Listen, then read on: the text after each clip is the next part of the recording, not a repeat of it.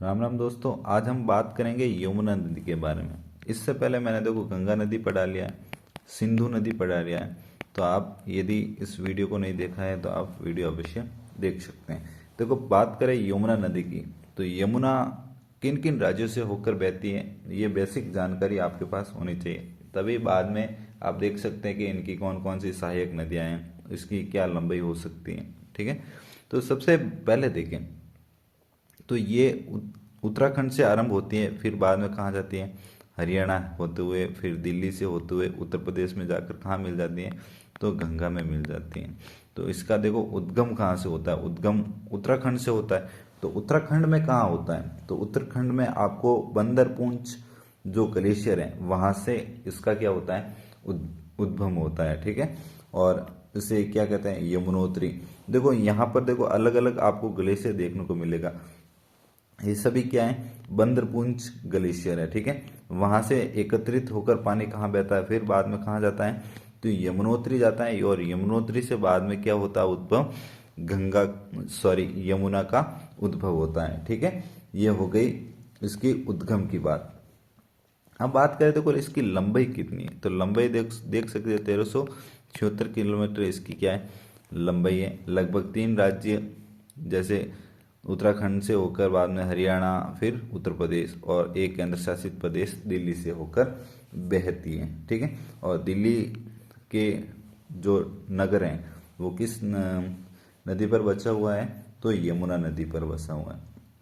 और ये गंगा की सबसे बड़ी क्या है, सहायक नदी है। जिस प्रकार गंगा गंगोत्री से निकलती है और यमुना कहाँ से निकलती है, यमुनोत्री से। ये पास पास में है परंतु समानांतर बहती हुई बाद में उत्तर प्रदेश प्रयागराज में जाकर गंगा में मिल जाती है। इसके कारण ये क्या है, इसकी सबसे बड़ी सहायक नदी है गंगा की।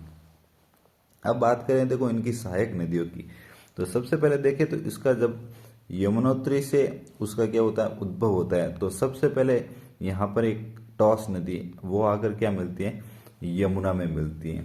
फिर बाद में आपको दिल्ली देखने को मिल जाएगा। दिल्ली के ठीक बाद में आपको हिडन नदी जो कि कहाँ मिल जाएगी, वापस यमुना में मिलती है ये हिडन नदी। सबसे पहले कौन सी है, टोस नदी, बाद में क्या है, दिल्ली के बाद में हिडन नदी आती है। ठीक है, इसकी सहायक नदी यमुना की। उसके बाद में आपको मथुरा देखने को मिल जाएगा, आगरा देखने को मिल जाएगा। यही सभी शहर किसके नदी के तट पर हैं, तो यमुना नदी के तट पर। फिर बाद में इटावा में एक और नदी आकर मिलती है, उसका नाम है संबल नदी। देखो संबल नदी जो घड़ियाल है, घड़ियालों के आवास के लिए फेमस है।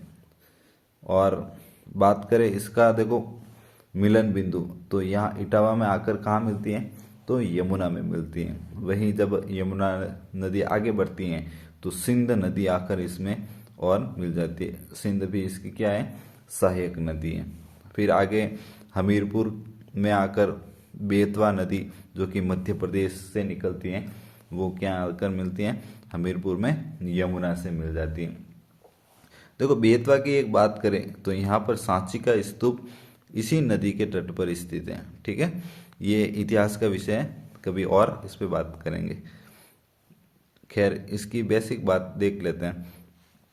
अब आगे बात करें तो यहाँ पर देखो बांदा देखने को मिलेगा। बांदा में केन नदी आकर यमुना में मिलती है। ठीक है, तो ये होगी इनकी देखो यमुना की सहायक नदी।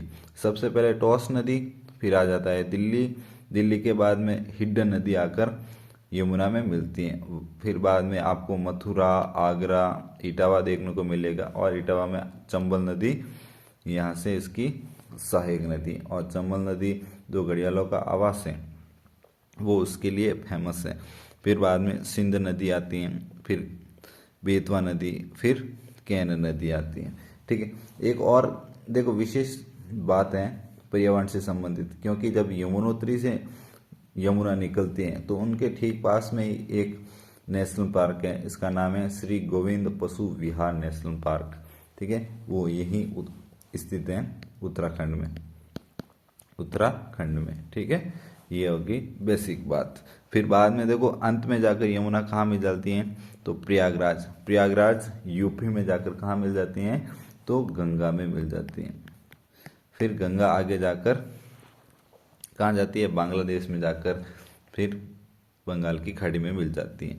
देखो सोन नदी है, तो सोन नदी जो विंध्याचल पर्वत से निकलती है वो किसकी सहायक नदी है, तो वो गंगा की सहायक नदी। बेसिक ये कॉन्सेप्ट याद रहना चाहिए, क्योंकि आप यहाँ पे कंफ्यूज होंगे कैन नदी, बेतवा नदी या सोन नदी।